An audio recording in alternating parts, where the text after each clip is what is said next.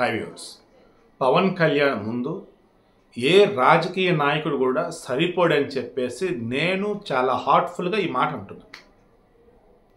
జనరల్గా ఒక ఊరిలో ఒక సర్పంచ్ కూడా గెలిచిన తర్వాత అతని ఆస్తులు పెరుగుతూ ఉంటాయి. ఎక్కడో ఒకళ్ళిద్దరు ఉంటారు పాపం, ఆ ఆస్తులు మొత్తం ఖర్చు పెట్టి మరి ఊరిని బాగు చేస్తూ ఉంటారు. అదే ఇక జెడ్పీటీసీ ఎంపీటీసీలు వాళ్ళు చూసిన ఇక ఎమ్మెల్యేల పొజిషన్ కనుక వస్తే, ఈరోజు మార్నింగ్ నేను ఈనాడు న్యూస్లో చూసా, అనంతపురం జిల్లా చెందినటువంటి ఒక నేతట, అధికార పార్టీ చెందినటువంటి నాయకుడట. అతను లాస్ట్ అంటే మన 2019 ఎన్నికలప్పుడట, ఇక నా దగ్గర ఏమీ లేదు, ఇల్లు కూడా ఆస్తులు కూడా ఆల్మోస్ట్ అమ్మేశాను, తాకట్లో పెట్టాను, నన్ను ఈసారి మీరు గెలిపిస్తేనే నేనేది ఉండగలిగేది, నేను మీకు సేవ చేయలేదు అని చెప్పేసి రకరకాలు చెప్పాడట. మార్నింగ్ ఆ ఈనాడు న్యూస్లో చెక్ చేస్తాను కదా, అతను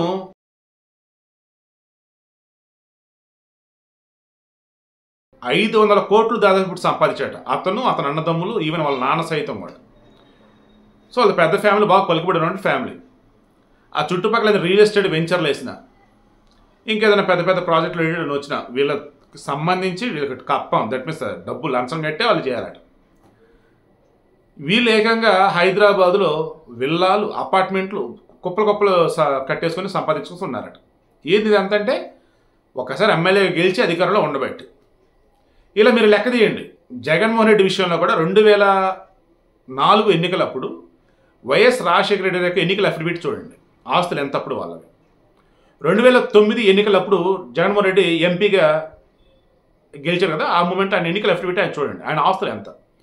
2014లో ఆయన మరలా ఎమ్మెల్యేగా పోటీ చేశారు, అప్పుడు ఆయన ఆస్తుల అఫిడవిట్ ఒకసారి చూడండి.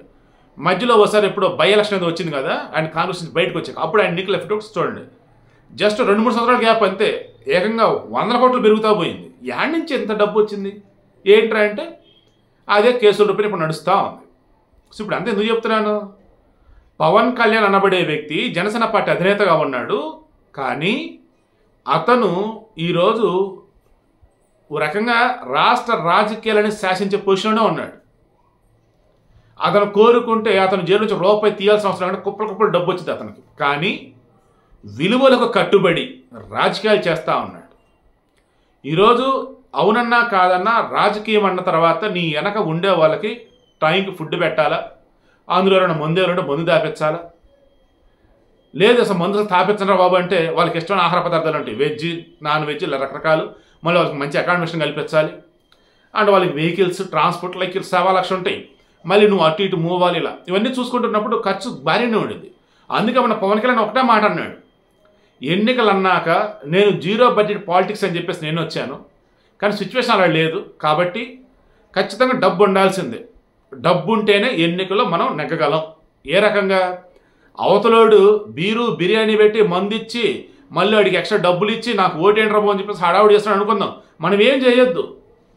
మనతో ఎవరైతే ఉన్నారో, మన వెనక ఎవరైతే ప్రజలను తిరుగుతున్నారో కనీసం వీళ్ళకి అన్నం పెట్టి ట్రాన్స్పోర్ట్ ఇవన్నీ చూసుకొని ప్రజల దగ్గరికి వెళ్ళి డబ్బులేమి ఇవ్వాల్సిన అవసరం లేకుండా నమ్మకంతో మాకు ఓటేయండి అన్నట్టు కనీసం అదన్నీ అడుగుదాం. మరి ఈలోపు చిన్న చిన్న ఖర్చులు ఉంటాయిగా, మరి వీటికైనా డబ్బులు కావాలిగా.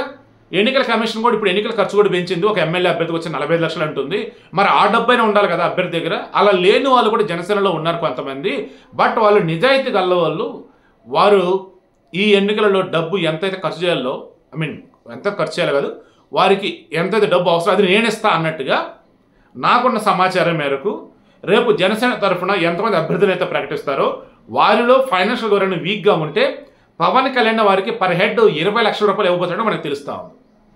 దానికోసం హైదరాబాద్లో ఉన్నటువంటి ఒక మంచి కాస్ట్లీ ఏరియాలో ఉన్నటువంటి 20 కోట్ల ఆయన స్థలం ఏదైతే అమ్మేశాడు.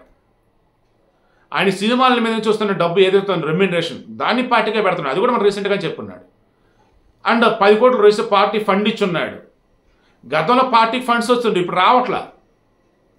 సో ఇటువంటి మూమెంట్లో పవన్ కళ్యాణ్కి ఏం డెసిషన్ తీసుకున్నాడు, ఒకరిని అడగొద్దు. మొన్న మధ్య పార్టీ ఫండ్స్ కొంతమంది వచ్చినాయి, అవేంటి వాళ్ళకి పార్టీ టికెట్ కావాలి, అలా వద్దు రిటర్న్ ఇచ్చేస్తారు అలా కొంతమందికి. సో మీకు అర్థమవుతుందా, రాజకీయాల్లోకి వచ్చి నీకు టికెట్ ఇస్తా నీకు టికెట్ ఇస్తా చెప్పి ఆశ పెట్టి డబ్బులు తీసుకొని కూడబెట్టుకునే రకం కాదు. రాజకీయాల్లోకి వచ్చి పక్కనుండి ఏదో అది కంపెనీలో ఉన్నటువంటి వాళ్ళని బెదిరించి వాళ్ళ దగ్గర డబ్బులు తీసుకునేవాడు కాదు. రాజకీయాల్లోకి వచ్చాడు, నీతివంతమైనటువంటి పరిపాలన అందించాలనుకున్నాడు. బట్ ప్రజలు అవకాశం ఇవ్వలేదు. సో ప్రతిపక్షంలోనే ఉన్నా తన శక్తి మేరకు ప్రజలకి సేవ చేస్తూనే ఉన్నాడు. మొన్న కౌలు రైతులు మరణిస్తే వారికి వెళ్ళి డబ్బులు ఇచ్చినాడా లేదా? అండ్ జనసేన తరఫున ఎవరైతే కార్యకర్తలుగా ఉన్నారో వాళ్ళ ఇళ్ళలో ఏదైనా పాపం సమస్యలు ఉన్నా, ఎవరైనా మరణించినా వారికి వీళ్ళ వంతు సాయం చేస్తున్నాడా లేదా? ఎక్కడ డబ్బు అంతా ఇందే. సినిమాల ద్వారా వచ్చిన డబ్బు అండ్ ఈయన పిల్లల పేరు మీద దాచుకున్న డబ్బు ఏదైతే ఉందో ఆ డబ్బు కూడా తీసి పార్టీకి వాడాడు. ఇదే విషయం నాగబాబు చెప్పాడు, రేణు దేశ చెప్పింది, అండ్ పవన్ కళ్యాణ్ ఒక సందర్భంలో కూడా ప్రస్తావించినట్టుగా ఉన్నాడు. ఇక డబ్బు ఏం లేదు, ఎలా అనుకున్నప్పుడు పిల్లల కోసం ఫిక్స్డ్ డిపాజిట్ చేసి ఉంచాను, దాని గురించి వాడేసాను అన్నాడు. ఇంత నిజంగా సీరియస్లీ ఈ మాట అనగలుగుతున్నాను. ఇంత గొప్పోడు ఈ కాలంలో నేనైతే చూడలే. సరే రాజకీయంగా ఒక్కోసారి ఒక్కొక్కలాగా ఉండొచ్చు ఆయన మాట తీరు, కానీ అంతిమంగా ఆయన ఏమనుకుంటున్నాడు, సామాన్యుడికి కూడా అందాల్సినవన్నీ సక్రమంగా అందాలి అండ్ నీతివంతమైన పరిపాలన ఉండాలి. పోలీసులు కానీ ప్రభుత్వ అధికారులు కానీ ధర్మబద్ధంగా పరిపాలన సాగించాలి. సో జనసేనకు అవకాశం ఇవ్వండి అంటున్నాడు. ఈలోపు తన శక్తి ఎంత ఉంటే అంత ఆ శక్తి అంతా కూడా తీసుకొని జనసేన ఉన్నటువంటి వాళ్ళకి ఒక భరోసా ఇస్తున్నాడు, ధైర్యం ఇస్తున్నాడు.